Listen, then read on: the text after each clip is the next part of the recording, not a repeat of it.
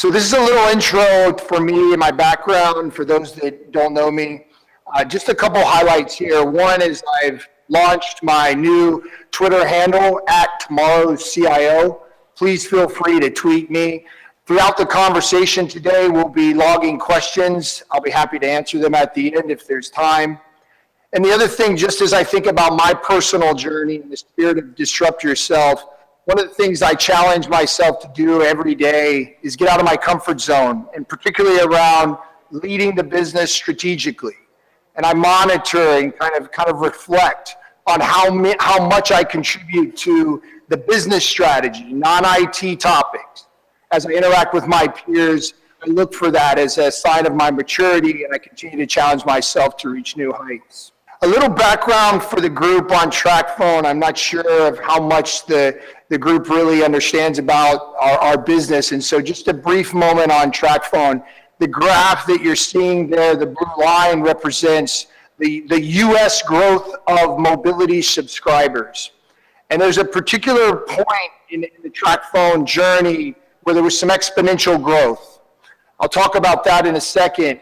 But before, the roots of TracFone, we were a startup in 1996. We were purchased by America Mobile, which is the 5th largest carrier in the world, headquartered out of Mexico City in 2000.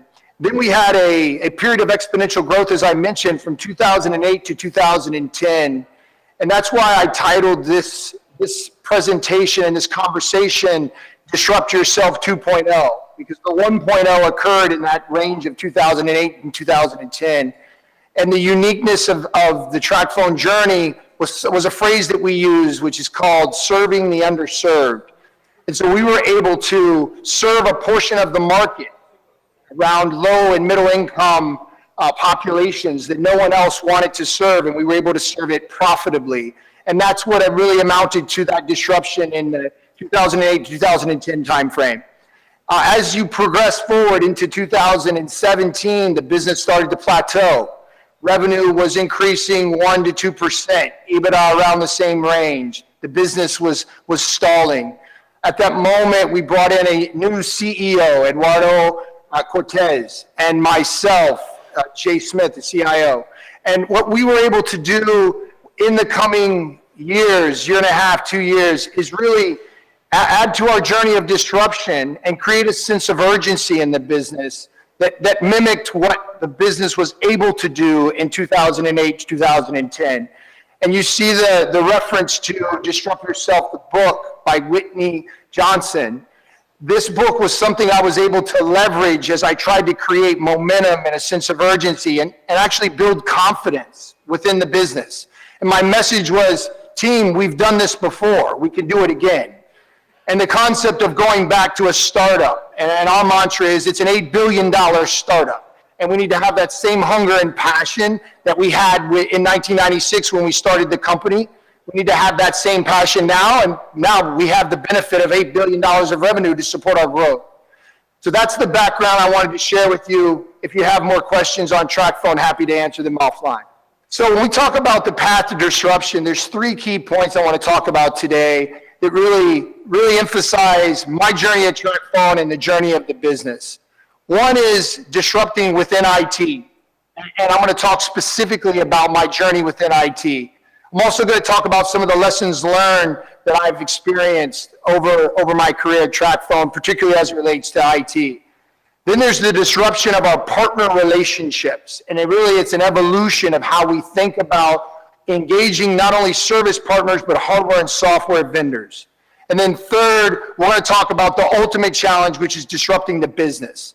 As you see the planes flying, what is imagined there is all of these 3 are happening in parallel, and they're extremely important to the ultimate goal of achieving the business growth that we set out to achieve. So this is what I call the flywheel. For those of you that have read Good to Great by Jim Collins, the flywheel effect.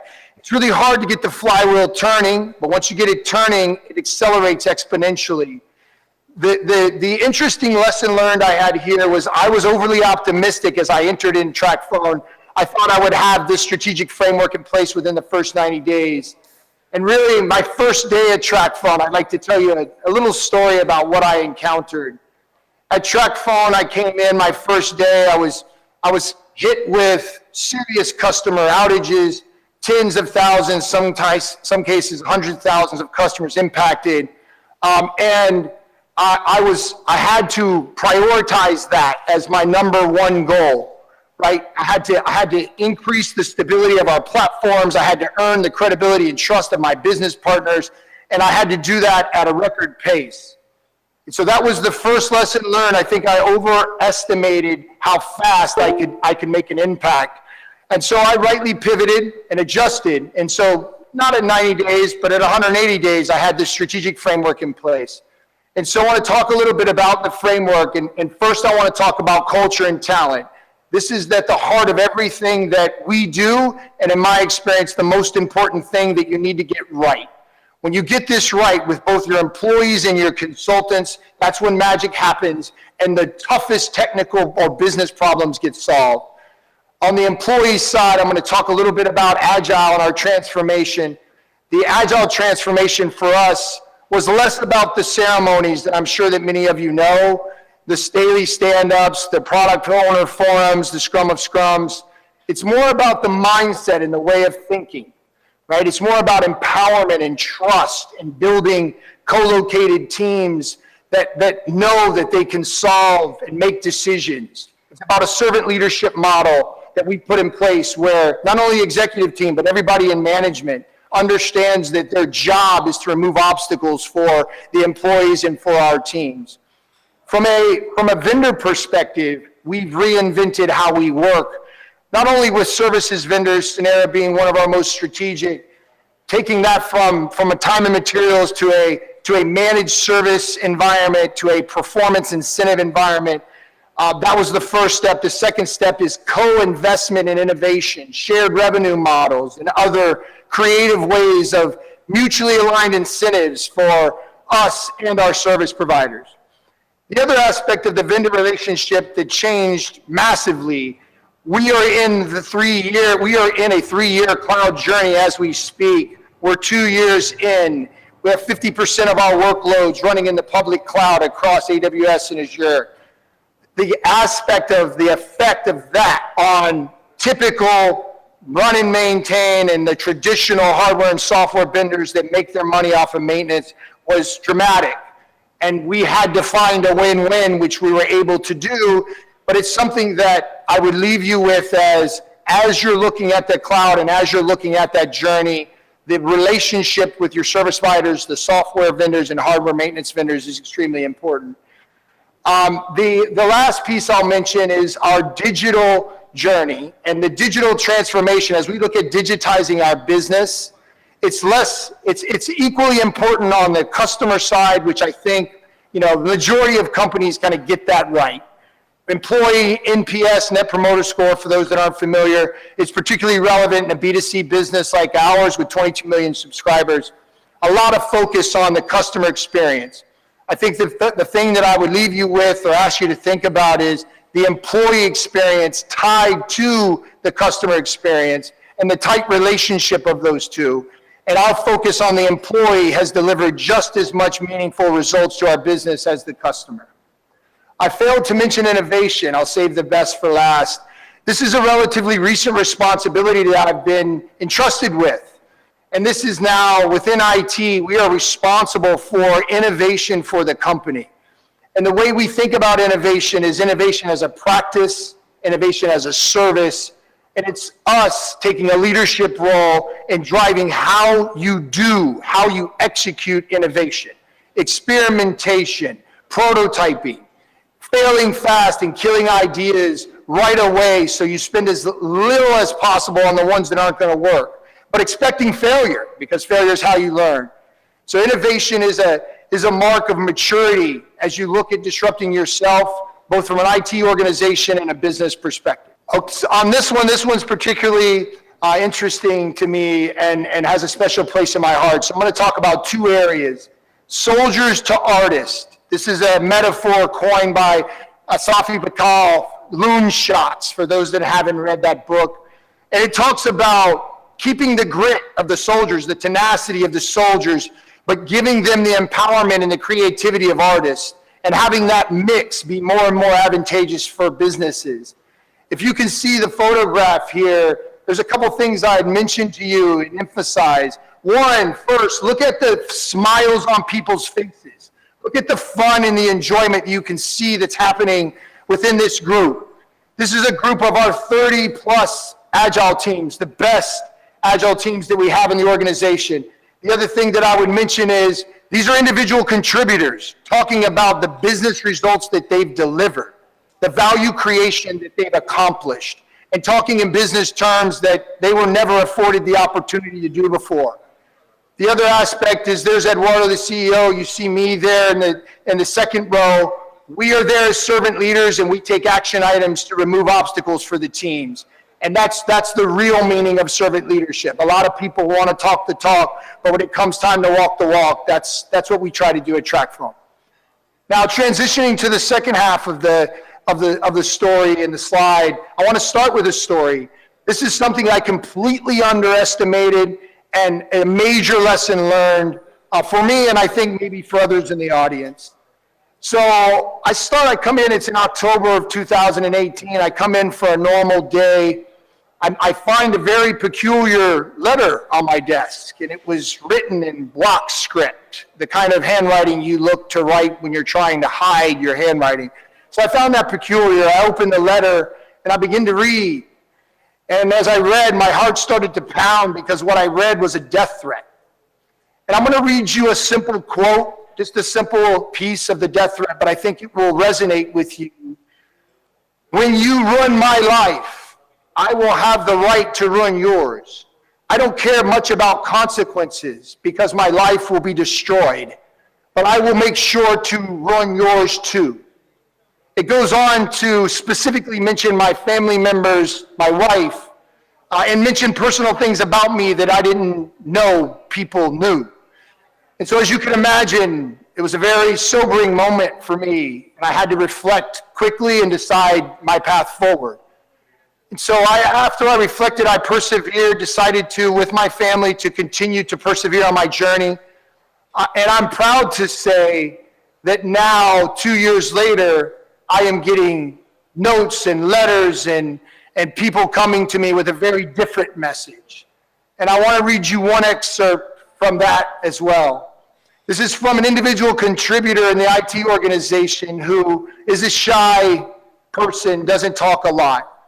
Lastly, if it means anything, in all the years I've worked here, which has been a pretty damn long time, me reaching out to a CIO to say thank you is a first.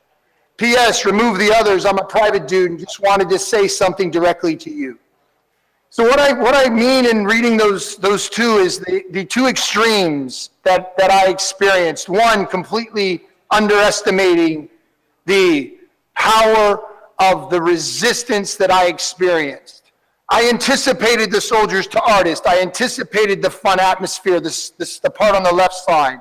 On the right side, I didn't anticipate the strong resistance. So anytime, my message would be anytime you're leading or participating in a business transformation or innovation or disruption, anticipate resistance, plan for it, and manage it proactively. Now we get into the interesting part. This is where I live and breathe. This is where I excel personally. Disrupting the business. And everything else we've talked about are enablers to creating the sense of urgency in the business and then actually being able to help them, guide them, lead them to disruption. And so when you think about our 8 billion to 20 billion 2.0 disruption, we go back to that 2008 to 2010 time and serving the underserved. That continues to be our mantra at TracFone. We are now entering new business verticals, bringing new products and services to market, still under the auspices of serving the underserved and bringing access to those products and services to people that otherwise wouldn't have it, across the verticals you see there, financial services, healthcare, education, etc. Remember my comment I made about hyperconvergence. In every one of these verticals, technology is accelerating at an exponential pace, and it opens up opportunities for technology professionals and technology companies to create new business models and innovate and disrupt. Massive transformative purpose. That's a concept I'd like to introduce to you if you're not familiar with it. It may be a nugget that you could take away and use within your businesses. The key for a massive transformative purpose, one is that it's grander than any financial objective. So the 8 to 20 billion, although exciting for me as an executive at TracFone, maybe doesn't resonate as well with all of our employee base. And so as we think about a massive transformative purpose, it needs to be about society overall, giving back, making sure that our corporate social responsibility is being managed and delivered on. And so I want to take a moment to read you our MTP, Massive Transformative Purpose. The success criteria of if this is good or not should be that it leaves you with goosebumps. Let's see. For the last 20 years, we connected to people our competition overlooked. We engaged and served the underserved when others would not. Now it's time to create the future for the next generation.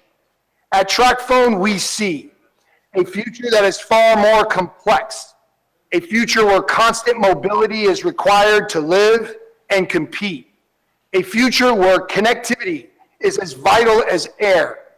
So no matter who you are, how you live, or where you want to go in this world, we promise to be there, powering your journey without fail every moment of every day, delivering coverage and access for all.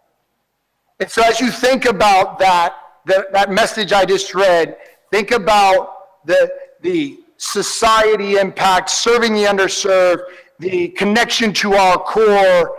And this is something that has resonated with every employee and brings meaning to why we want to achieve the 8 to 20 billion growth, is because there's a society impact that's extremely positive right along with it. One other mention before we go to the next slide, there's a leadership book that I would like to call out, and that is The Infinite Game from Simon Sinek. This is a book that talks about business being infinite. And it describes, in contrast to a lot of the sports analogies where you have a quarter or you have 4 quarters and you have an end to the game and you have a winner and a loser.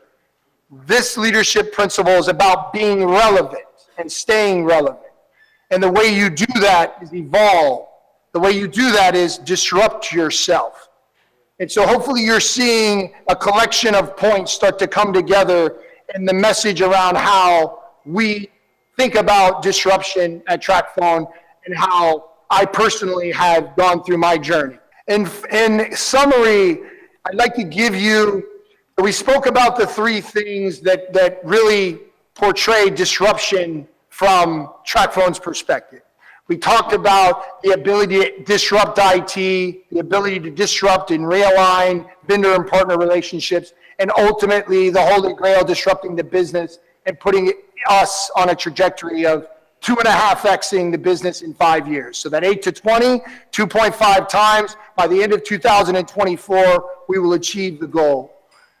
A key metric that helps you realize your maturity in innovation and disruption is the velocity of ideas. And it's not just the velocity of successful ideas. Remember, I mentioned failing fast and having the trust in each other, business and IT, executives, peers, you name it. There needs to be an expectation that you will fail, and that's how you learn.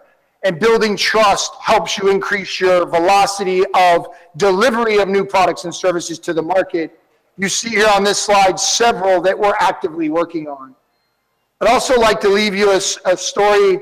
I won't be specific because this is sensitive, but I will describe a story of a recent press article that was released about TracFone. We did a market experiment. We talked about a test of a very interesting technology that we ultimately believe one day will come to fruition. All it was a test. And we got a response from the press that was extremely interesting, right? Provoking. And the takeaway is my boss had my back. We were able to continue. There was no conversation other than this is how you need to act as a company that embodies and embraces innovation. Keep your eyes out for Smart SIM. I'll leave it at that. I'd be happy to answer any questions. Feel free to tweet me at Tomorrow's CIO. I'm going to look at my phone here and see if there are any questions. Here's a question. How have you changed your vendor relationship? What changed? And so what I would say is, typically you see a lot of traditional IT organizations and traditional companies engaging services vendors in a time and materials way where there's really no interest other than billable hours. And so we can completely and immediately transition that to shared incentives, as I mentioned earlier, performance-based incentives, and even co-investment in ideas with revenue share opportunities. On the software and hardware maintenance front, it was much different. And with the likes of the IBMs, the Oracles, the SAPs, et cetera, much harder challenge, but we're able to get to the win-win. And I think that's a key element to any partner-vendor-customer relationship. It's finding the win-win where the customer can maintain their profitability. We obviously need to do what's right for our business. I'm going to look at another one here. Okay, so there's a question about employees and employee NPS.